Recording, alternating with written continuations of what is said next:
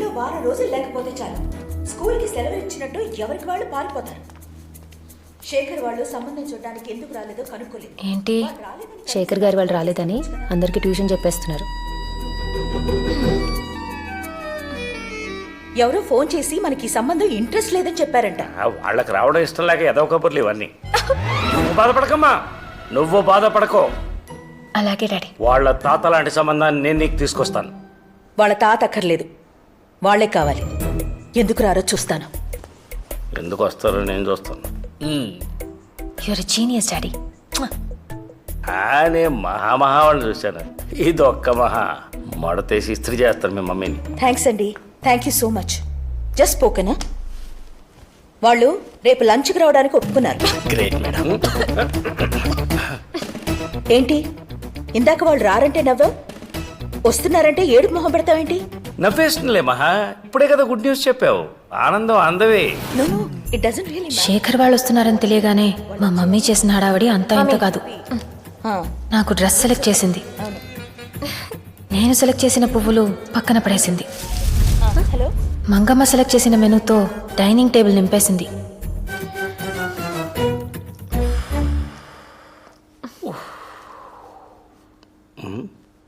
ఈ ఇరిటేషన్లో ఇమిటేషన్ వద్దు డాడీ.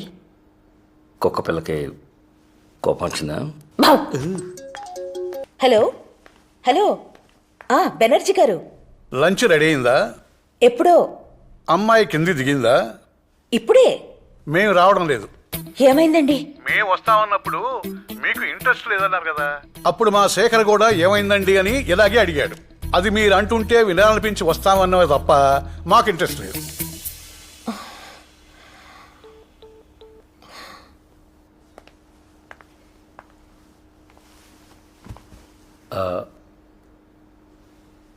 వాళ్ళు రావట్లేదు.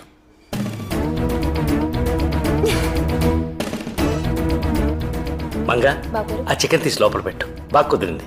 రాత్రికి వేడి చేసి తిందాం. ఎప్పుడేం మాట్లాడాలో తెలీదా మీకు? వాళ్ళు రాకపోతే నువ్వెందుకు ఫీల్ అవుతావు మహా?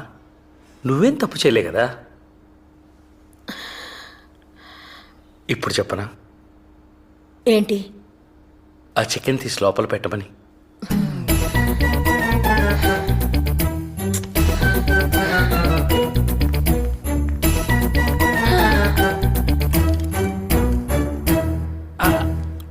భాను పెళ్లి కూడా నేను ఇలాగే చెడగొట్టాను.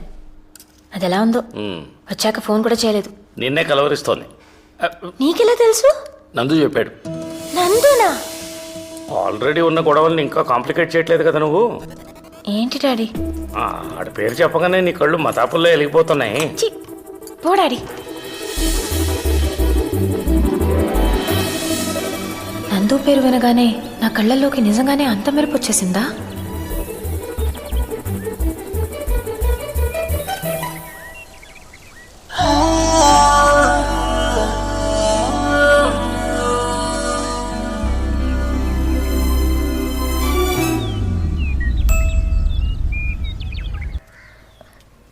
నమస్తే అండి.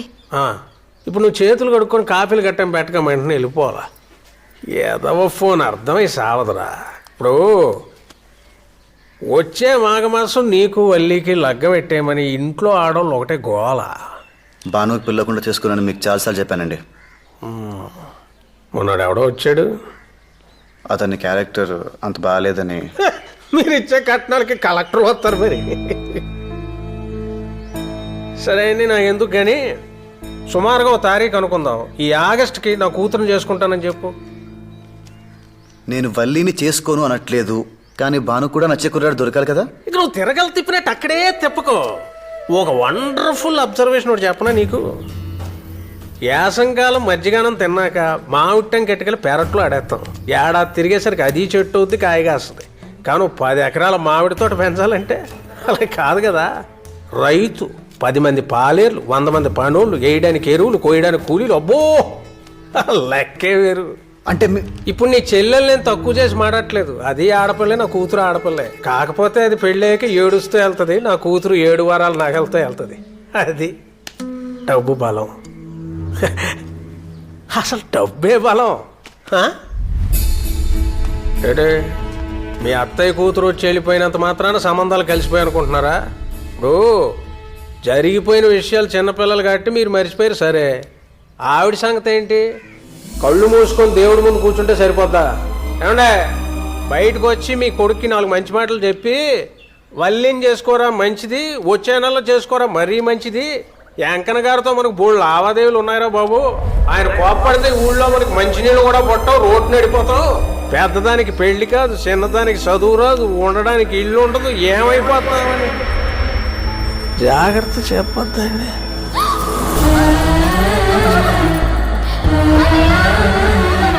మరీ గట్టిగా నొక్కేసాడట్రా.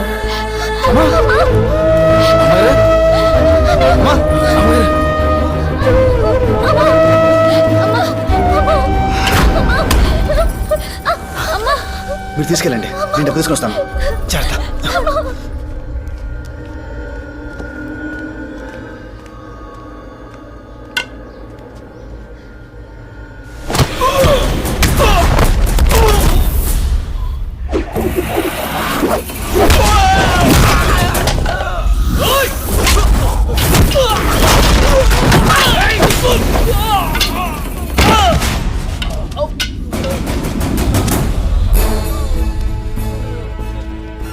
బ్రేక్ ఎంత తొక్కినా పర్లేదండి, కానీ యాక్సిలేటర్ ఎక్కువ తొక్కకూడదు, యాక్సిడెంట్లు అయిపోతాయి.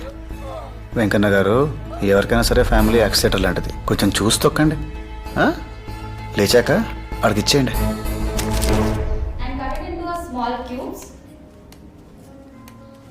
ఏం కోరుకున్నావు? ఏముందండి, గచ్చి మీద మచ్చలు ఉండకూడదని, కంచాలకి జిడ్డు ఉండకూడదని కోరుకున్నాను. దానికి బదులు నీకే ఓ ఇల్లు కోరుకోవచ్చుగా. ఆ? మీ ఇల్లు నేనే తుడిచి నా ఇల్లు నేనే తుడుచుకోవాలా? నాకేమైనా పిచ్చా? అను, నీ షూ సైజ్ ఎంత? 6. గోపాల్, విన్నానమ్మా విన్నాను. తొడగడానికి తేలిగ్గా ఉండేలాను, విప్పడానికి వీలుగా ఉండేలాను జత తీసుకుంటాను. ఆడడానికి సౌకర్యంగా ఉండేలా చూడు. ఎలా మేడం అసలు ఇలా? గోపాల్, ప్రతిసారి ఆశ్చర్యపరుస్తూనే ఉంటారు. మట్టి బుర్ర నాకు. మీరెంత అదృష్టవంతులు సార్, మా మేడం దొరకటం. ఏంటి బా, ఏంటి అడావిడి? బెనర్జీ గారు సంబంధం గురించి మాట్లాడడానికి ఒప్పుకున్నారు. ఎప్పుడు? ఎలా? పేరు చెప్పే ధైర్యం లేనివాడు ఫోన్ చేసి మాకు ఇంట్రెస్ట్ లేదంటే నమ్మారు. పెళ్లి కూతురు తల్లిని స్వయంగా వచ్చి రిక్వెస్ట్ చేస్తుంటే ఎందుకు నమ్మరు? మా మమ్మీ చెప్పిన లాజిక్కి నేనే పడిపోయాను. పాపం పిచ్చి బెనర్జీ గారెంత. క్రికెట్ స్టేడియంలో పొలిటికల్ మీటింగ్స్ జరిగినట్టు నా పెళ్లి చూపులు గోల్ఫ్ కోర్స్లో జరిగాయి. ఇదేంటి? నాకు కొంచెం కాన్ఫిడెన్స్ తక్కువ, పెరగడానికి మా సైకియాట్రిస్ట్ రికమెండ్ చేశాడు. అదేంటి? నాకు స్ట్రెస్ ఎక్కువ, తగ్గడానికి మా ఫ్యామిలీ డాక్టర్ సజెస్ట్ చేశారు.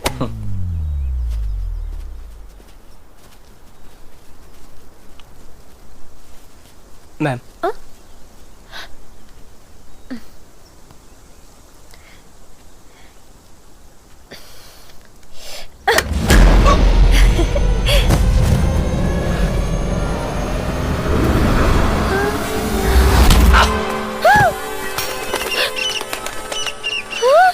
ఒక్క దెబ్బకి 2 పిట్టలంటే ఏంటో నాకు అప్పుడే తెలిసింది. యాజ్ యూజువల్గా మా మమ్మీ తిట్లు, నా ఏడుపు, ఫైనల్గా హాస్పిటల్. ఆ రోజు మొత్తంలో జరిగిన ఒకే ఒక్క మంచి విషయం, మా బావ. నందు, ఏమైంది? వల్లి 10 ఎకరాల మామిడి తోట, నీ చెల్లి పడేసిన మామిడి ట్యాంకర్.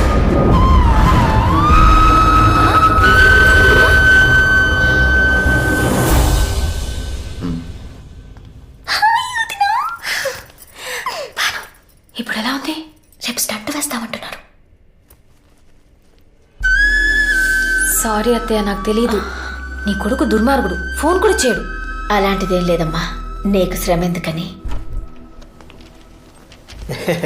బాబు ఎక్కడే ఉన్నాడు. అమ్మగారికి ఎలా ఉంది?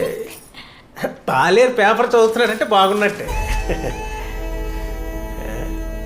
అమ్మా, అలా నిలబడిపోతే ఎలా? కలబడి మరి పనులు ఓడిపోవాలి కానీ ఇల్లు ఏదో చిన్నతనం.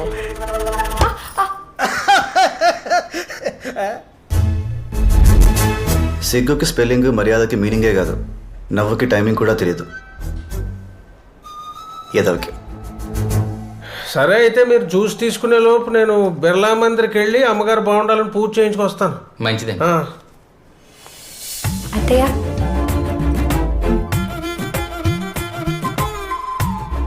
బాను, ఇందులో కాఫీ అయిపోయింది, తీసుకొస్తావా బాను?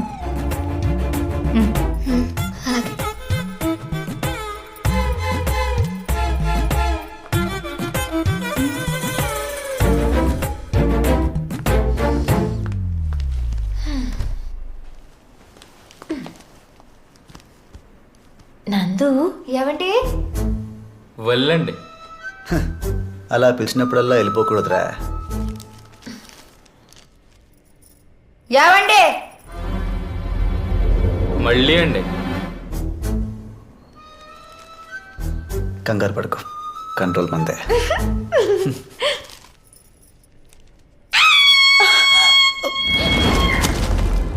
ఏమైంది? ఏమైంది? ఏంటి? వెళ్ళండి. ఎక్కడా? మీతో సెల్ఫీ దిగడానికి ఇంకా అక్కడ వెయిట్ చేస్తుంది ఏంటండి? ఎప్పుడు వెళ్ళిపోయి ఉంటుంది.